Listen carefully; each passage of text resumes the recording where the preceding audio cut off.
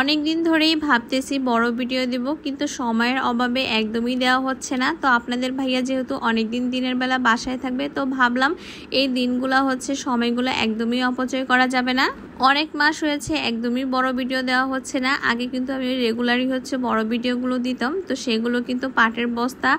যারা যারা রেগুলার আমার ভিডিওগুলো দেখতেন তারা কিন্তু অবশ্যই জানতেন। তো এখানে আমি পাপোশ বানাবো, তাই একটা পুরাতন পাপোশ নিয়ে বসেই পড়লাম। আর আজকে যেহেতু আমি পাপোশ বানাবো, তাই বস্তাটা কিন্তু আমি একটা পুরাতন পাপোশের মাপ অনুযায়ী কেটে নিয়েছি। আর যেই পাপোশটা মাপ অনুযায়ী কেটে নিয়েছিলাম, সেই পাপোশটা কিন্তু 4 কোনা ছিল। আর আমি কিন্তু 4 কোনা বানাবো না, আজকে আমি গোল করে বানাবো, কারণ গোল পাপোশটা কিন্তু আমার দেখতে খুবই সুন্দর লাগে। এখন কিন্তু আমি যে বস্তাটা কেটেছিলাম সেটা চারপাশে গোল করে কেটে নিয়েছি, দেখতেই পাচ্ছেন খুব সুন্দর করে। আর আমার কাছে কোনো স্কেল ছিল না, মানে স্কেলটা খুঁজেই পাচ্ছিলাম না, সেজন্য কিন্তু আমি আমার মেয়ের বই নিয়ে বসে পড়লাম দাগ দেওয়ার জন্য। প্রথমে কিন্তু আমি কলম দিয়ে ট্রাই করেছিলাম সালার বস্তার উপর দাগ দেওয়ার জন্য, কিন্তু দেখলাম যে কলমের দাগটা কিন্তু একদমই ফুটে উঠছিল না। তো তার জন্য কিন্তু এখানে আমি রং পেন্সিল নিয়েছিলাম। আপনারা কিন্তু অবশ্যই মার্কার বা এভাবে রং পেন্সিল নিয়ে নেবেন। এখন কিন্তু আমার দাগ দেওয়া প্রায় শেষ। এখন শুধু আমি যে পাটের দড়িগুলো সেগুলো দিয়ে একটু ধৈর্য সহকারে হট গ্লু দিয়ে লাগিয়ে দিব উপরে।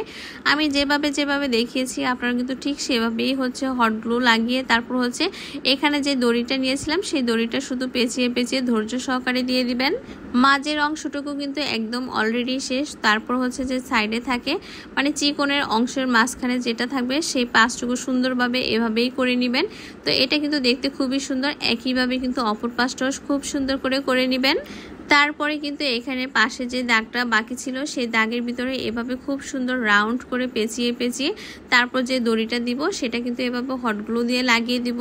তো এটা কিন্তু সম্পূর্ণ লাগিয়ে দিলে কিন্তু খুবই সুন্দর একটি ডিজাইন তৈরি হয়ে যাবে। এই কাজটা কিন্তু একদমই অল্প সময়ের মধ্যে করা যাবে, কিন্তু আমার যে হট গ্লুর মেশিনটা ছিল সেটা অনেক দিন আগে ছিল, একদমই কাজ করতে চাচ্ছিল না। তো এখানে কিন্তু যে হট গ্লুটা আমি ভিতরে লাগিয়েছিলাম একটু পরপর কিন্তু সেটা একদমই চলতেছিল না। তো আমি কিন্তু বারবারই এটা ট্রাই করে খুলে তারপর ঢুকিয়েছি, এই জন্য কিন্তু আমার একটু সময় বেশি লেগে গিয়েছিল। এখন দেখেন আমার সাথে কি এমন একটা ঘটনা ঘটে গেল, মানে আমি উপরে তো হট গ্লু দিয়ে কাজ করতেছিলাম, কিন্তু নিচের দিক একদমই খেয়াল করিনি। দেখলাম যে উলের পাপোশটা একদমই লেগে গিয়েছিল। তারপর আমি কাঁচি দিয়ে কেটে নিয়েছিলাম। আপনারা কিন্তু এই ভুল কাজটা কখনোই করবেন না। আপনারা এভাবে শক্ত কোনো কাগজের বা টাইলসের উপর করে নেবেন, তাহলে কিন্তু হট গ্লুটা একদমই লেগে যাবে না। তারপর দেখতে পাচ্ছেন আমি কিন্তু এভাবে সম্পূর্ণ পেঁচিয়ে পেঁচিয়ে দড়িটা দিয়ে খুব সুন্দর করে এভাবে চারপাশ দিয়ে দিব। চারপাশ এভাবে সম্পূর্ণ যখন শেষ হবে তখন কিন্তু দেখতে খুবই সুন্দর লাগতেছে, দেখতেই পাচ্ছেন।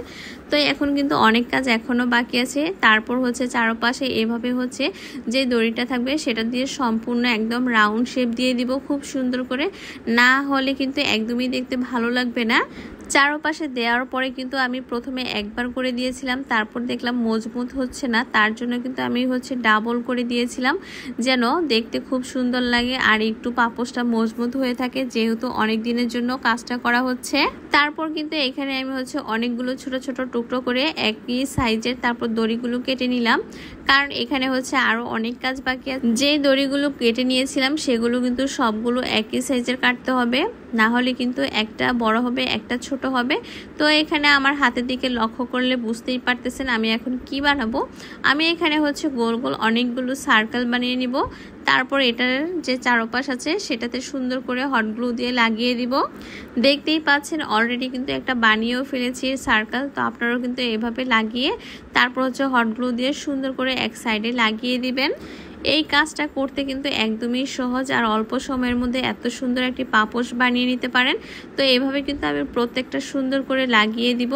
তো দেখতে পাচ্ছেন কত সুন্দর লাগতেছে। সামান্য একটু পরিশ্রম দিলেই কিন্তু এত সুন্দর পাপোশ তৈরি করে নিতে পারেন আপনিও, অথচ আমরা কিন্তু অনেক টাকা দিয়ে এগুলো কিনে আনি। তো এই পরিশ্রমটা কিন্তু আপনারা ঘরে বসে খুব সুন্দর করে সহজে বানিয়ে নিতে পারেন। তো এইভাবে সার্কেলগুলো যখন লাগানো হয়ে গেছে তারপর কিন্তু আমি আবারও যে দড়িটা আছে সেটা দিয়ে সম্পূর্ণটা আবার রাউন্ড করে লাগিয়ে দিলাম। তাহলে কিন্তু পাপোশটা দেখতে আরো সুন্দর লাগতেছে।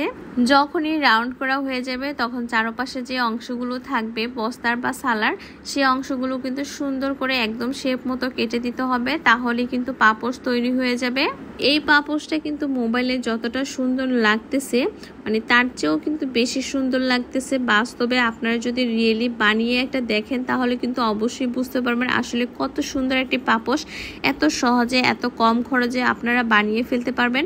আর এই পাপোশটা কিন্তু আপনারা ভিডিও বিভিন্ন কাজে ব্যবহার করতে পারবেন। পাপোশটা যেহেতু সালার বস্তা দিয়ে তৈরি করা হয়েছে আর এটা কিন্তু হচ্ছে ফ্লোরে যদি আপনারা রাখেন তাহলে কিন্তু কখনই এটা পিছলিয়ে যাবে না, খুব সুন্দর ফ্লোরের সাথে লেগে থাকবে। আর আমার যদি এই ধরনের ভিডিও আপনারা পেতে চান বা আপনাদের ভালো লাগে অবশ্যই কমেন্টস করে জানাবেন, তাহলে কিন্তু আমি নতুন নতুন ভিডিও নিয়ে আপনাদের মাঝে হাজির হব। আজকে এই পর্যন্তই, সবাইকে টাটা বাই বাই, আল্লাহ হাফেজ।